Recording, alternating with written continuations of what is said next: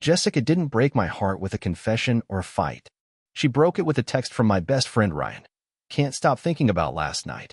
I found it by accident while she was in the shower, her phone buzzing on the nightstand like it was taunting me.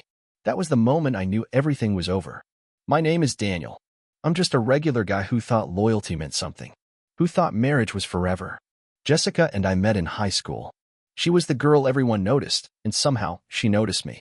We built a life together, backyard BBQs, late-night drives, Sunday football marathons. A real life. Or so I thought. Ryan was there too. Always there. My best friend since we were kids. My best man at the wedding. The guy I trusted like a brother. The signs were there. I just refused to see them. Jessica started dressing up more for grocery runs. Ryan started making excuses to skip beer nights. Jessica laughed at her phone, a laugh that wasn't meant for me. I told myself it was nothing. Stress. Work. Life. Until that text. Can't stop thinking about last night. I didn't rage. I didn't confront her. I sat at the kitchen table with a cup of coffee, feeling the weight of everything crashing down, while Jessica came down humming a pop song, smiling like nothing had happened. She didn't notice how my hand shook. She didn't notice anything. The next few days, I played along. I watched. I waited. Jessica worked late. Ryan was too busy to hang out. One night, Jessica forgot our dinner date. Said she was buried with work. I drove by her office. It was dark. I drove past Ryan's place. Her car was parked out front. Right there. Out in the open. Like they didn't even care anymore. I didn't knock. I didn't rage. I packed a duffel bag and booked a room at a cheap motel across town. The bed was hard, the walls thin, but the silence was mine. The next morning, I called a lawyer. Not for revenge. For freedom. Jessica came home that night humming again, kissed me on the cheek, completely unaware. I almost laughed. Instead, I handed her an envelope. Divorce papers. She froze. Blinked. Daniel, wait, we can't. There's nothing left to fix. She started crying. Big, messy sobs. I walked out the door into the cool night air that smelled like rain and freedom. And for the first time in a long time, I didn't look back. Because sometimes the loudest goodbye is silence. And moving on. I thought signing the papers would be the end. I thought handing Jessica that envelope would be the final nail in the coffin. But endings aren't always clean. Not when pride gets involved. Not when guilt turns into desperation. 3 days after I left, she started texting. At first, it was pleading. Please, Daniel. Let's just talk. Then came the anger. You're overreacting. It was a mistake.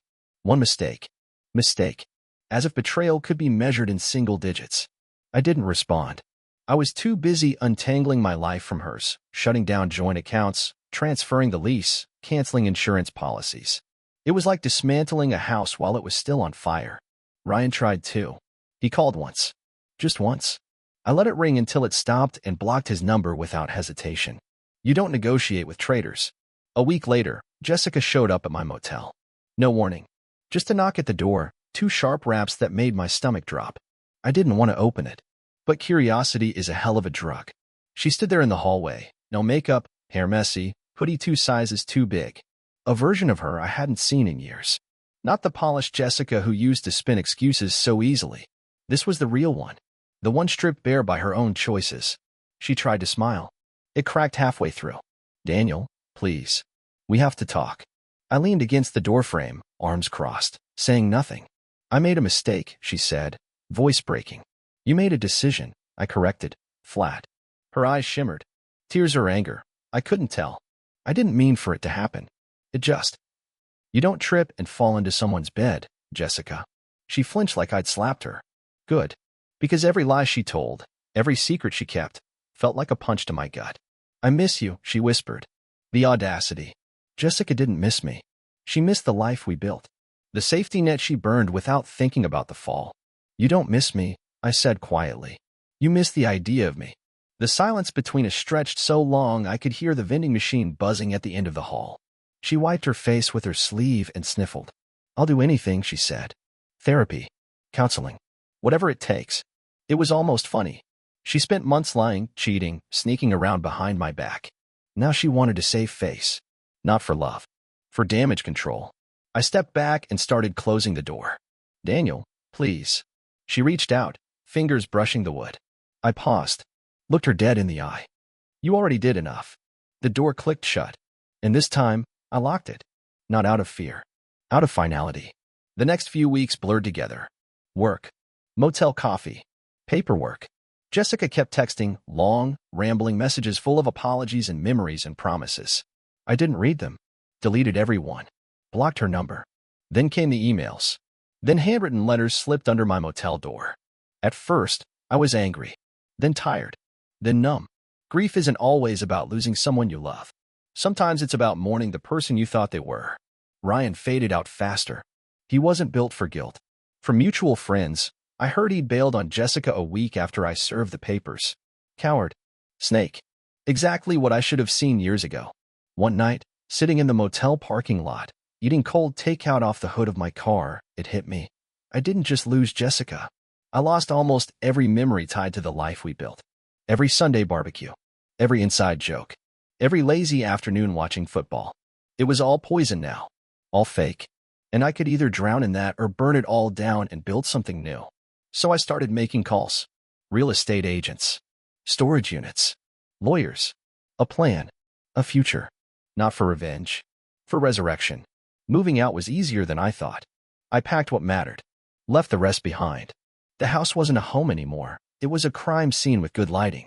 I signed the sale papers 2 weeks later. Didn't even bother telling Jessica. The deed was still in my name only, one of those boring legal details she used to laugh off. She found out when the movers showed up. Called me 30 times that day. I didn't pick up once. Let her drown in her own chaos. I used the money to buy a small condo across town. Modern. Minimal. No ghosts.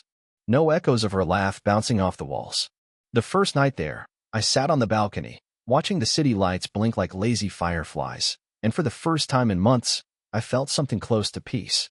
Not happiness. Not yet. But the absence of pain. And that was a start. But Jessica wasn't finished. Not by a long shot. 2 weeks after I moved, she found me. Of course she did.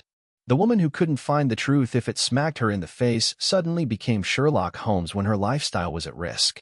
I came home from work to find her sitting on the front steps. Like a stray dog. Put up. Arms wrapped around herself. Face buried in her knees. For a second, just a second, my chest tightened.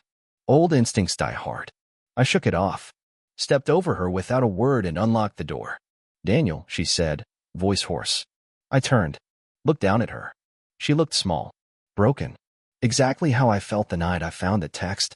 Except I didn't have anyone to cry to. I had to stitch myself back together piece by jagged piece. She didn't deserve my pity. "What are you doing here?" I asked, voice cold. "I don't have anywhere else to go," she whispered. "Not my problem. Not anymore." If Jessica thought pity would earn her a second chance, she underestimated how much of me she'd killed. "I need a place to stay," she said, standing up slowly. "I heard Ryan dumped you," I said flatly. She flinched. "Good. Let the truth hurt for once." She nodded. Silent. Ashamed. "I have no money," she said. "I have nothing. You had me," I wanted to say. "You had everything. You threw it away." I shrugged. "You chose this," I said simply, and walked inside. Closed the door. Locked it. Not out of fear. Out of mercy for myself. Because if I let her back in, even for a second, I'd lose everything I fought so hard to reclaim. I thought signing the papers would be the end. I thought handing Jessica that envelope would be the final nail in the coffin. But endings aren't always clean. Pride, guilt, they make people desperate. 3 days after I left, she started texting. First pleading. "Please, Daniel. Let's talk." Then accusing. "You're overreacting." It was a mistake. Mistake. As if betrayal could be measured in one night. I didn't respond. I was too busy tearing our life apart, closing accounts, canceling bills, erasing memories. Ryan tried too. He called once. I let it ring and blocked him. You don't negotiate with traitors.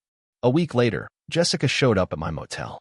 Hair messy, hoodie too big, eyes tired. She looked like a ghost of herself. "Daniel, please. We have to talk." I leaned against the doorframe, arms crossed. "I made a mistake," she whispered. "You made a choice," I corrected. Tears welled up, but I didn't move. She begged, promised therapy, counseling, anything. It was too late. "You don't miss me," I said. "You miss the life we built." I closed the door. Locked it. Not out of fear. Out of mercy for myself. Weeks blurred together, motel coffee, work shifts, long drives with no destination. Jessica's texts turned to emails, then to letters slid under my door. I deleted them all without reading. Grief didn't hit like a sledgehammer. It seeped in like slow poison. Grieving Jessica wasn't grieving a person. It was grieving the future I thought we had. Ryan disappeared faster. Word got around. He ditched her a week after I served the papers. No job, no loyalty, no guts. Typical Ryan. One night, sitting in my car, cold takeout on my lap, I realized. It wasn't just Jessica I lost. It was every backyard barbecue, every inside joke, every Sunday football game. All poisoned. All fake. I could drown in it. Or burn it down. I made a decision. I called a realtor. Found a buyer. Packed what mattered. Left the rest. The house sold fast. Jessica found out when the movers showed up. 30 calls from her that day. I didn't answer one. I took the money, bought a small condo across town. Clean walls. No ghosts. The first night, I stood on the balcony, breathing in city lights and clean air, and thought, maybe this is what peace feels like. Not happiness. Not yet. But the absence of pain. Jessica wasn't finished. 2 weeks later, I found her sitting on my front steps. Hood up. Arms around herself. Pathetic. For a second, old instincts clawed up, protect, fix, save. I crushed them. What are you doing here? I asked. I have nowhere to go, she whispered. Not my problem. I heard Ryan dumped you, I said, voice flat. She nodded, ashamed. Tears welled up. I have nothing, she said. You had me. You threw it away. You chose this, I said. I walked inside. Closed the door. Locked it. She stayed outside for an hour. Then she left. And I didn't feel a thing. Life didn't magically get better. It wasn't a movie montage of gym gains and weekend trips. But every day, I pulled myself a little further from the wreckage. Work. Gym. Guitar lessons. Small victories. Real ones. One night, an old friend texted, Mike. Heard you're free. Beer. I almost said no.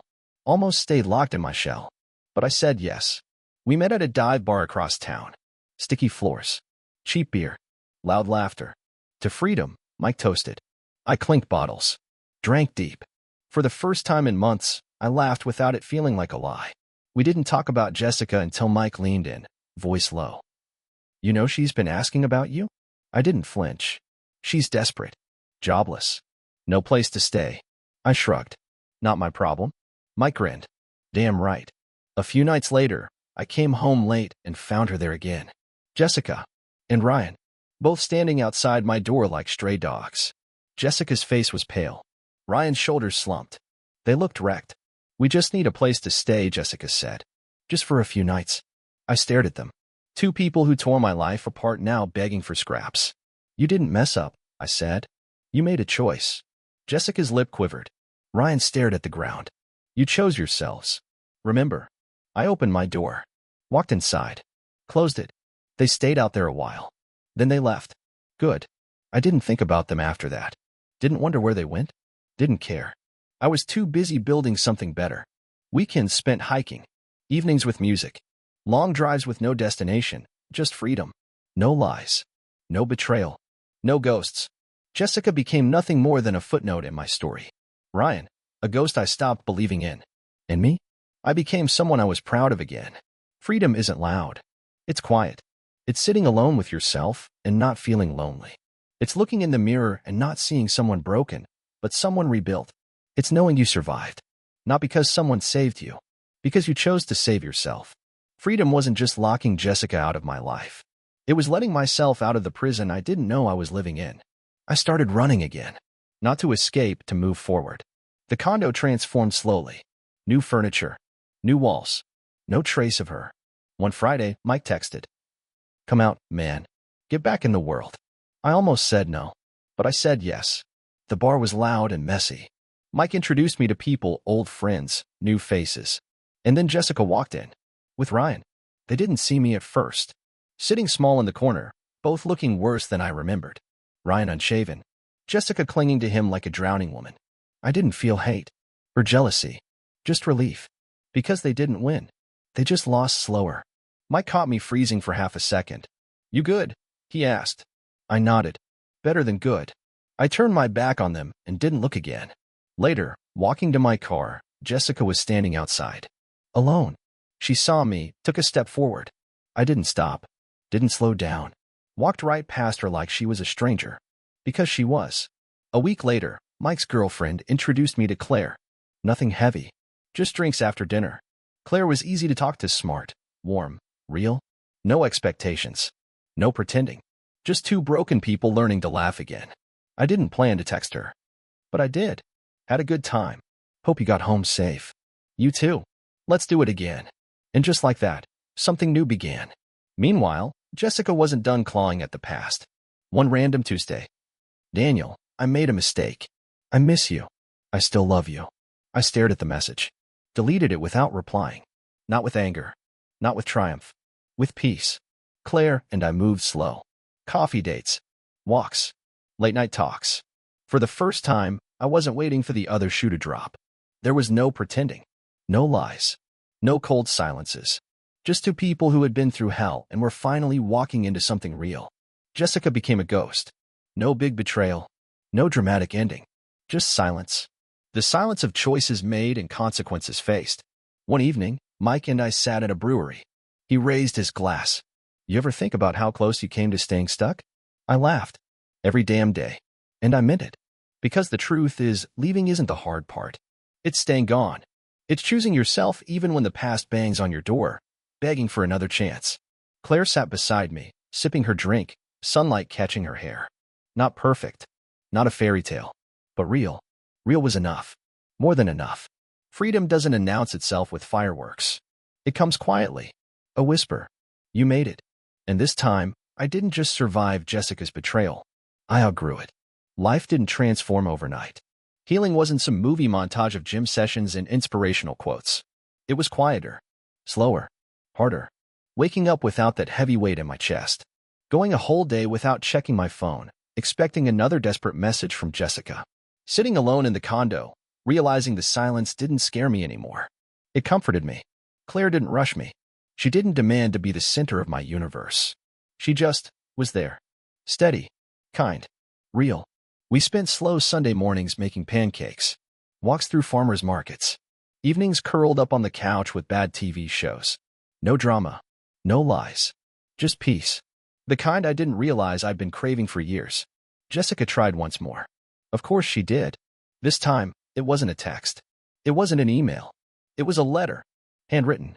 Left on my doorstep, weighted down by a rock like some sad, desperate time capsule. I didn't want to read it. But I did. One last time. Daniel. I realize now what I threw away. You were good. You were steady. You didn't deserve what I did. I miss you. I would do anything to have another chance. No excuses this time. No blame. Just regret. Pure, heavy, useless regret. I folded the letter once, twice, and tossed it into the trash without a second thought. Some things can't be undone. Some doors, once closed, never reopen. Claire asked me about it that night. I didn't lie. I read it, I said. I moved on. She smiled, not a jealous smile, not a territorial one. A relieved, genuine one. I'm glad, she said simply. And that was it. No drama. No tests. No fear. We kept building. Slow, solid layers. Laughing over burnt toast. Arguing over directions during road trips. Falling asleep with our feet tangled under the covers. Not perfect. Not cinematic. Just real. And real was enough. Months passed. The seasons changed. The memories of Jessica and Ryan faded into the background, like old bruises you forget are there until you brush them accidentally. But even the accidental brushes grew rarer. Life moved forward. And so did I. One evening, Claire and I sat on the balcony. She leaned against me, her head on my shoulder, the city lights blinking lazily below us. I don't want to rush anything, she said softly. But I'm really happy. Me too. More than happy. Content. Whole. I thought about Jessica sometimes. Not often. Not with anger or sadness. Just a distant, almost clinical curiosity. Where she ended up. What her life looked like now. But I never reached out. Never checked her social media. Never asked mutual friends. Because the truth is, when you finally heal, you don't need closure. You just need distance. And I had all the distance I needed. Freedom isn't loud. It's not fireworks and champagne. It's quiet. A steady heartbeat in the stillness. A sunrise you don't have to watch alone. A laugh that doesn't hide anything. One afternoon, Mike came over for beers. We grilled burgers on the tiny patio, laughing about nothing important. He clinked his bottle against mine. You did it, man, he said. You build a better life. I smiled. Yeah, I said. And the best part? No ghosts. Mike laughed. Claire came out then, barefoot, carrying plates and laughing at some stupid joke. And in that moment, watching her, feeling the weightlessness in my chest, I realized something. I didn't survive Jessica. I outgrew her. I didn't rebuild the old life. I built a new one she never touched, one she never would. Sometimes, it's not about revenge, not about making them regret it. It's about living so well that you forget they were ever part of your story. That's real victory. Not hatred, not bitterness. Peace. Total, unshakable peace. And for the first time in my life, I wasn't chasing love. I was standing still, and love found me. Moving on wasn't just about Claire. It was about becoming the man I should have been long before Jessica ripped my world apart. It started small. I got promoted at work, started hitting the gym harder, picked up a few freelance projects on the side. Little victories stacking up like bricks, building something solid, something mine. Claire and I grew closer without even trying. It wasn't forced. It wasn't built on broken promises or desperate clinging. It was two people choosing each other every day. Simple, strong, real. One Saturday morning, I woke up to the smell of coffee. Claire was in the kitchen, hair messy, singing off-key. She wasn't trying to impress me. She was just happy. And for the first time in years, I realized. I was too. Jessica's name came up now and then. Not from me. From old mutual friends, from whispers at gatherings. Word was, she and Ryan didn't last. Big surprise. He bailed when the money dried up. She bounced around couches, jobs, bad relationships. I didn't celebrate her downfall. Didn't feel superior.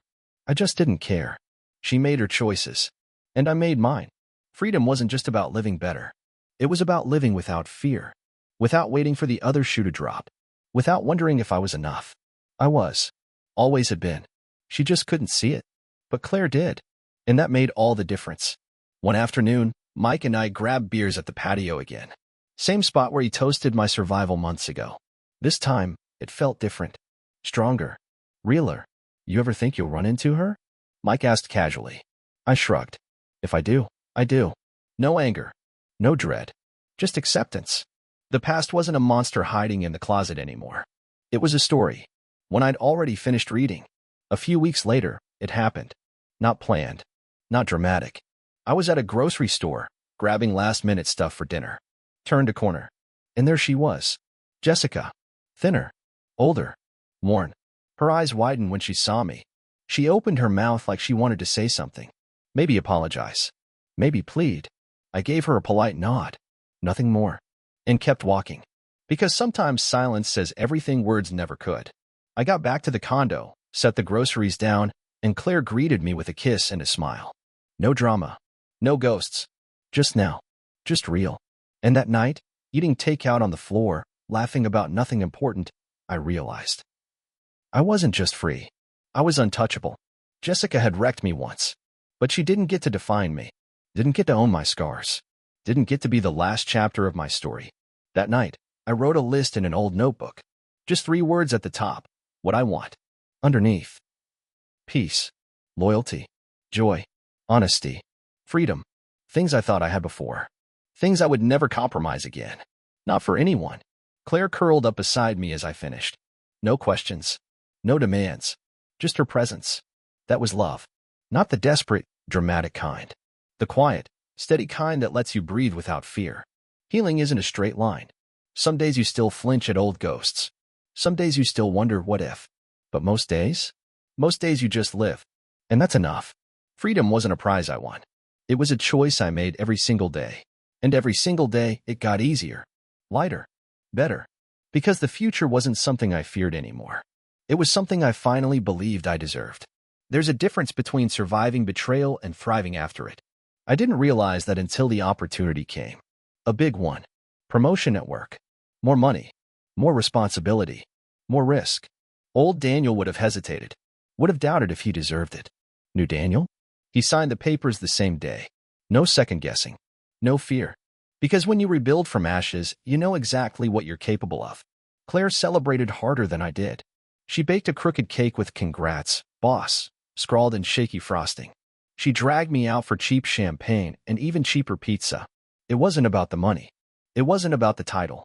It was about choosing a life that didn't revolve around surviving other people's mistakes. It was about choosing me. Somewhere out there, Jessica probably heard about it. Small town, loose lips. I wondered if she cared. Wondered if she regretted. But I didn't dwell on it. Because every minute spent thinking about her was a minute stolen from a future I actually wanted. And I wasn't giving her anything else. Not time. Not energy. Not even anger. One night, sitting on the balcony, Claire curled into my side. I thought about how far I'd come. From the man who begged for scraps of attention, to the man who demanded respect, starting with himself. I didn't just build a new life. I built a new self. Stronger. Wiser. Unbreakable. Healing doesn't mean forgetting. It means remembering without bleeding. It means looking back at the wreckage without feeling like you still live there. Sometimes, when the nights were too quiet, I thought about the early days with Jessica. The good moments. The ones that made me believe we had something unbreakable. And I realized something brutal and beautiful at the same time. Those good moments? They were real. But they weren't enough. Because loyalty isn't about the good days. It's about the hard ones. And when things got hard, she didn't fight for us. She found someone easier. Claire wasn't easier. She was real. She challenged me, pushed me, held me accountable. But she never made me feel like I had to earn her love by bleeding for it. One evening, a mutual friend from the past, someone who hadn't picked sides, messaged me. "Jessica's not doing well," the message read. I stared at it for a long moment. Not because I cared. Because I realized how little it moved me. I typed back 2 words. "I'm sorry." And meant it. Not sarcastically. Not cruelly. Genuinely. Sorry that she built a life on lies and had to live with the ruins. But it wasn't my job to rescue her. It never was. That night, Claire found me on the balcony, lost in thought. "You okay?" she asked. I smiled. Really smiled. "Yeah," I said. "Better than okay." She leaned her head against my shoulder. And together, we watched the city hum under the stars, 2 survivors who didn't just survive, we conquered. Freedom isn't flashy. It's not a parade or a victory dance. It's sitting quietly with someone who chose you every day, and realizing you finally chose yourself first. Healing teaches you something nobody warns you about. You lose a lot more than the person who hurt you. You lose the version of yourself who needed their love to feel whole. And that loss? It's the best gift they could have given you. Spring rolled in. Sunshine, long walks, cold drinks on warm nights. Life stopped feeling heavy. Stopped feeling like something I had to survive. Claire and I planned a trip, nothing fancy. Just a few days up north. Forest cabins. Silence. A place where you could hear yourself think. And I like the man I heard now. 2 days before we left, it happened. Another ghost from the past. An unexpected message on social media. "Jessica. Hey Daniel.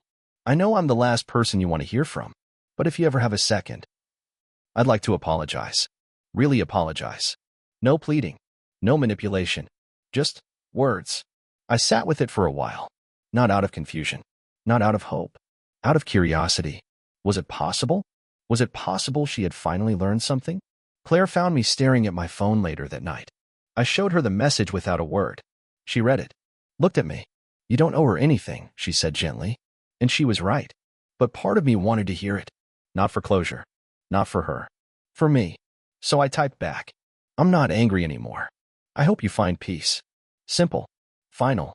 No invitation for conversation. Just a closing door. We left for the trip the next morning. Cabin tucked between towering pines. Long hikes. Crackling fires. Coffee sipped on the porch while the mist rolled in. No past. No pain. Only now. Only this.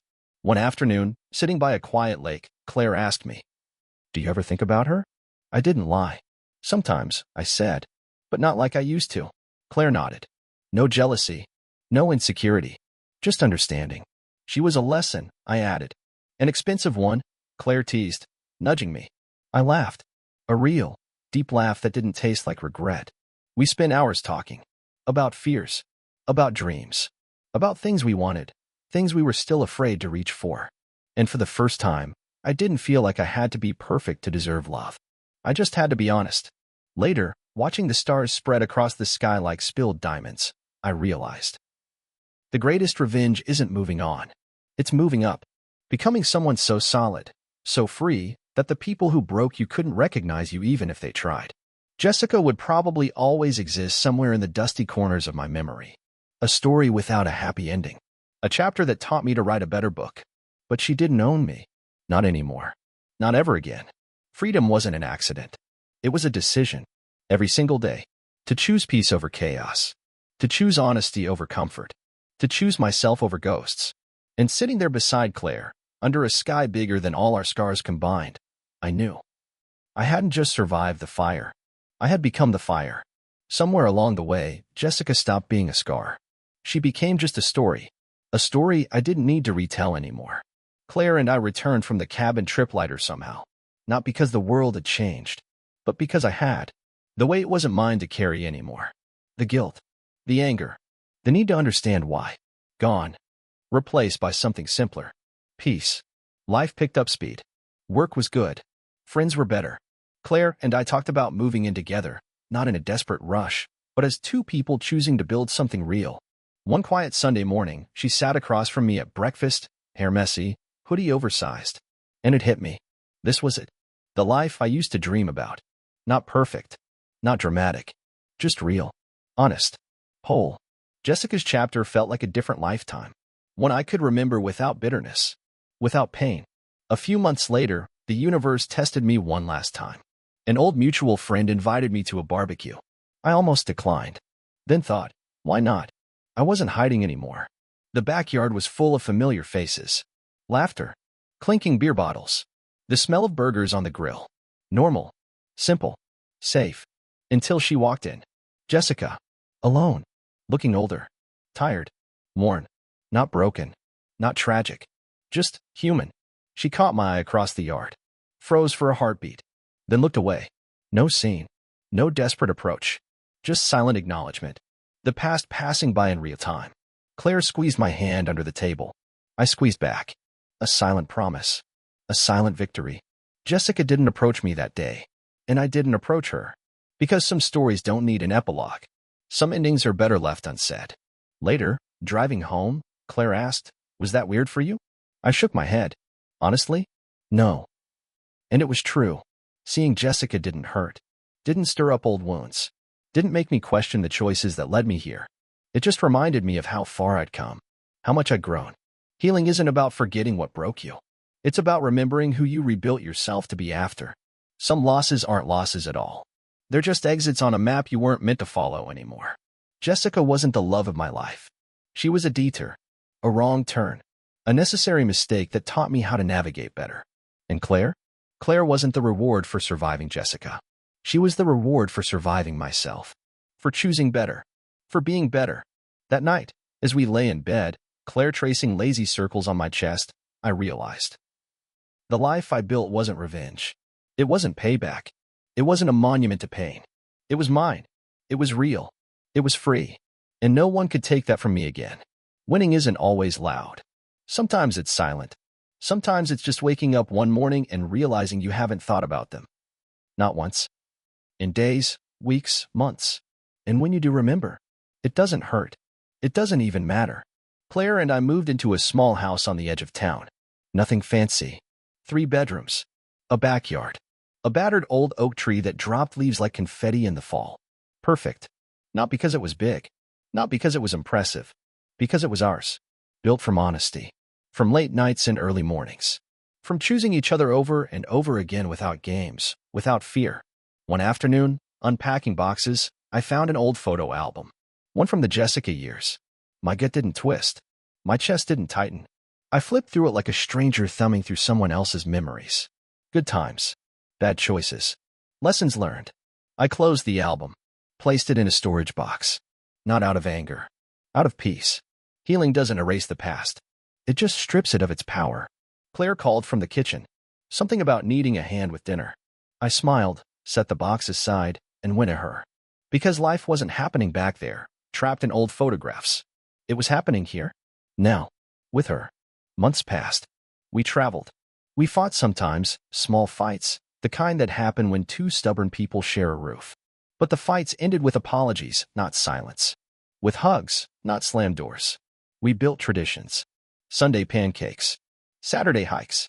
Movie nights where we both fell asleep before the ending. Ordinary, messy, beautiful life. I never heard from Jessica again. No messages. No sightings. No ghostly knock at the door. And that, somehow, felt like the final gift. The story had ended. For real. No lingering threads. No unfinished business. Just a closed book. Filed under. Things that made me stronger. One evening, sitting on the porch, Claire's head on my shoulder, she said, "I'm glad you didn't give up on love." I laughed. "I didn't," I said. "I gave up on the wrong kind of love. There's a difference. Some love demands you prove yourself. Some love demands you sacrifice parts of who you are. Some love keeps you small. And some love, the right love, it makes you bigger, bolder, freer." Jessica taught me what love isn't. Claire taught me what love is. And somewhere in between, I taught myself how to deserve it. Freedom isn't a destination. It's a choice you make every day. To forgive. To let go. To open your heart without forgetting how to protect it. To believe that the worst thing that happened to you isn't the thing that defines you, but the thing that set you free. Not every scar is ugly. Some are just reminders that you survived something you thought would kill you, and came out stronger, sharper, smarter. Jessica wasn't my ending. She was my beginning. The storm that taught me how to rebuild. The fire that taught me how to rise. The wreckage that forced me to build something better, stronger, unshakable. And as the sun set, painting the sky in soft gold and violet, I realized I didn't just survive betrayal. I outgrew it. I didn't just move on. I moved higher. I didn't just live. I thrived. And for the first time, the real first time, I didn't owe that victory to anyone but myself.